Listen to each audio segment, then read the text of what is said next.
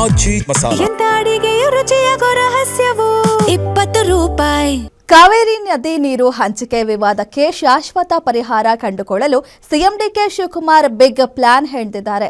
ಚೆನ್ನೈನ ಮಹಾಬಲಿಪುರಂನಲ್ಲಿ ನಡೆದ ದಕ್ಷಿಣ ವಲಯ ಮಂಡಳಿಯ ಸಭೆಯಲ್ಲಿ ಕೇಂದ್ರ ಗೃಹ ಸಚಿವ ಅಮಿತ್ ಶಾ ಹಾಗೂ ತಮಿಳುನಾಡು ಸಿಎಂ ಸಮ್ಮುಖದಲ್ಲೇ ಡಿಕೆಶಿ ಕಾವೇರಿ ಧ್ವನಿ ಎತ್ತಿದ್ದಾರೆ. ಇದರ ಒಂದು ಕಂಪ್ಲೀಟ್ ರಿಪೋರ್ಟ್ ಇಲ್ಲಿದೆ.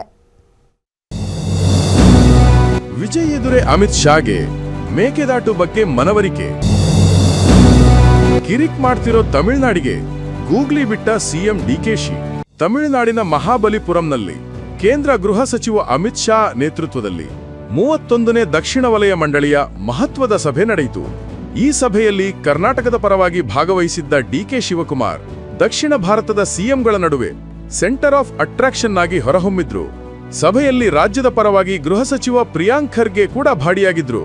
ಕಾವೇರಿ ವಿಚಾರದಲ್ಲಿ ರಾಜ್ಯಕ್ಕೆ ಆಗುತ್ತಿರುವ ಅನ್ಯಾಯವನ್ನು ಅಮಿತ್ ಶಾ ಹಾಗೂ ನೆರೆ ರಾಜ್ಯಗಳ ಮುಖ್ಯಮಂತ್ರಿಗಳ ಗಮನಕ್ಕೆ ತಂದ ಡಿಕೆಶಿ ಮೇಕೆದಾಟು ಯೋಜನೆ ಜಾರಿಗೆ ಸಹಕಾರ ನೀಡುವಂತೆ ದಿಟ್ಟ ಮನವಿ ಮಾಡಿದರು.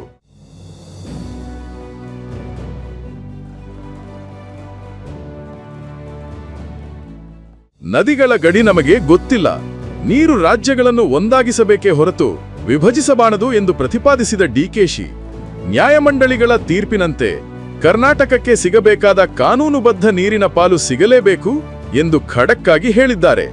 ಇದರ ಜೊತೆಗೆ 15ನೇ ಹಣಕಾಸು ಆಯೋಗದಿಂದ ಕರ್ನಾಟಕಕ್ಕೆ ಆಗಿರುವ ತೆರಿಗೆ ನಷ್ಟ ಹಾಗೂ ಅನುದಾನದ ಕೊರತೆಯನ್ನು ಕೇಂದ್ರ ಗೃಹ ಸಚಿವರ ಮುಂದೆ ಬಿಚ್ಚಿಟ್ಟಿದ್ದಾರೆ.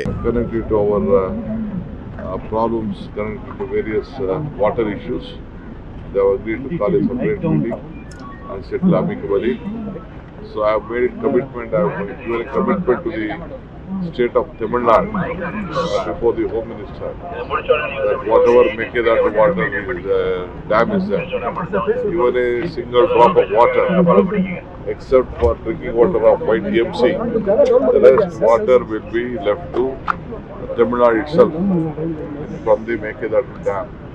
So Tamil Nadu and the Pondicherry shall be rest assured the dam will be built only for you, not for us. ದಕ್ಷಿಣದ ರಾಜ್ಯಗಳು ದೇಶದ ಆರ್ಥಿಕತೆಯ ಎಂಜಿನ್ನಂತೆ ಕೆಲಸ ಮಾಡುತ್ತಿವೆ.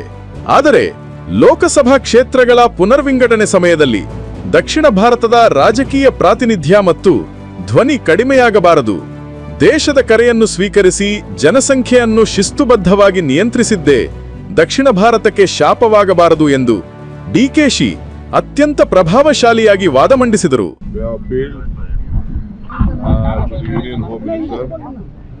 That we wanted to see that 1971 census should be there and no increase in the parliament. That is the main agenda. I think Tamil Nadu, Kerala,